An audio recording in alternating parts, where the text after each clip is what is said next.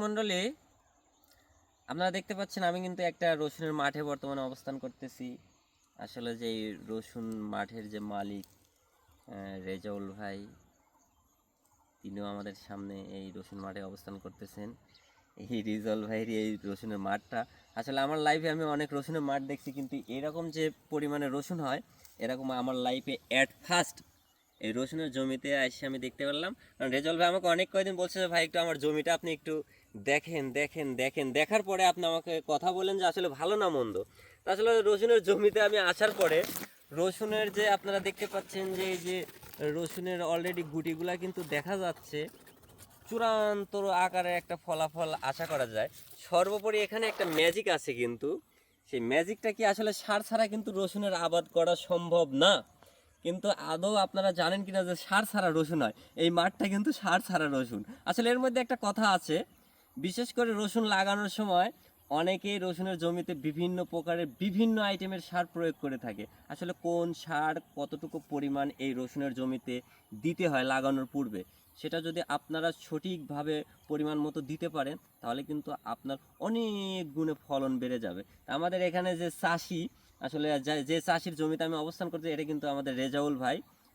ওনার বাসা কিন্তু ভান্ডারদহ গ্রামে। এটা কিন্তু দুর্গাপুরের মাঠ, বিশাল একটা মাঠ। এই মাঠে কিন্তু 4,000 বিঘা জমি আছে। তার মধ্যে আমি মোটামুটি আমি শিওর বলতে পারি আমার এই ভিডিওটা অবশ্য দুর্গাপুরের মানুষও দেখবে বা ভান্ডারদহ মানুষও দেখবে, রেজাউল ভাইকে দেখবে, বা এই জমি সম্পর্কে যাদের জানা দরকার তারা কিন্তু এই জমিতে এসে সরেজমিনে পরিদর্শন করতে পারবে।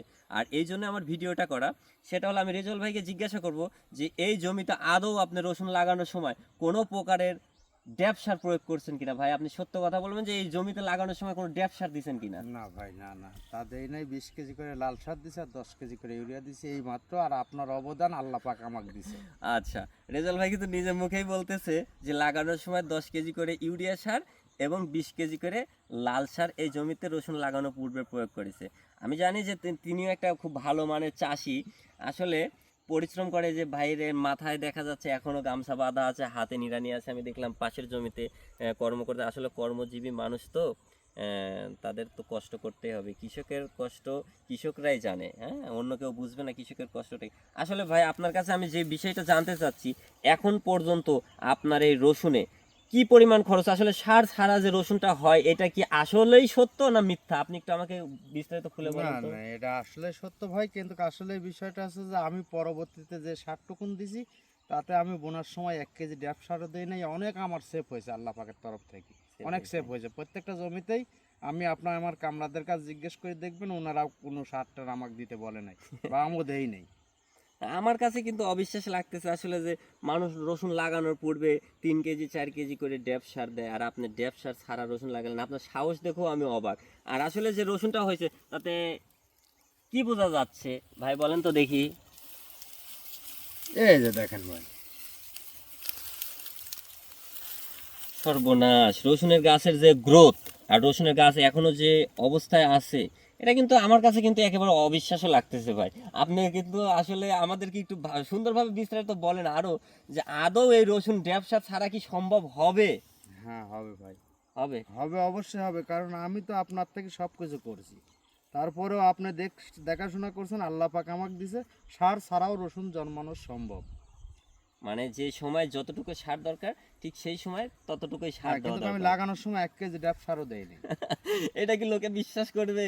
সেটা কে বিশ্বাস করলো না করলো এটা দেখার বিষয়, তো তবে আমার নামই আমি ভাই। কিন্তু দর্শকদের কিন্তু একটু আমন্ত্রণ জানাবো আপনার জমিটা একটু পরিদর্শন করার জন্য। হুম, আপনি খুশি তো? হ্যাঁ আচ্ছা অবশ্যই সুপ্রিয় অবশ্যই, যে দর্শক কোনো লোক। মন্ডলী, আমার ভাইয়ের নাম কিন্তু রেজাউল করিম।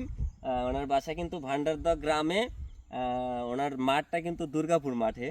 আসলে আপনারা যদি সরেজমিনে এই মাঠটা যদি দেখে পরিদর্শন করতে চান যে আদৌ এখানে রসুনটা কেমন হয়েছে, আর লাগানোর পূর্বে কি পরিমাণ সার দেওয়া হয়েছে, বা মাঝখানে কি সার, স্প্রে শিডিউলটা কেমন, আসলে ভালো ফসল জন্মাতে গেলে অতিরঞ্জিত কোনো সারের দরকার হয় না। হ্যাঁ, আপনার সঠিক সময় মানে সুন্দরভাবে সারটা যদি বন্টন করে দিতে পারেন এবং সঠিক সময় যদি স্প্রেটা দিতে পারেন, তাহলে আপনার আর কোনো কিছু লাগবে না। আশা করা যায় যে ফসলটা হয়েছে, এখানে আমার একটা দৃঢ় বিশ্বাস যে 4,000 বিঘা জমির মাঝখানে যে জমিটা আছে এই জমিটাই সর্বোচ্চ ভালো আছে, এটাই সেরা। এবং আমার কাছে বিগত কয়েক বছরের মধ্যে আমি যত রসুন দেখছি তার মধ্যে এই রসুনের মাঠটা আমার কাছে শ্রেষ্ঠ। সুপ্রিয় দর্শক মণ্ডলী, আরও বিস্তারিত যদি আপনারা জানতে চান তাহলে আমার সঙ্গে আপনারা যোগাযোগ করবেন। আমি সঠিকভাবে পরামর্শ দিতে পারবো যে আপনারা কিভাবে রসুন চাষ করবেন।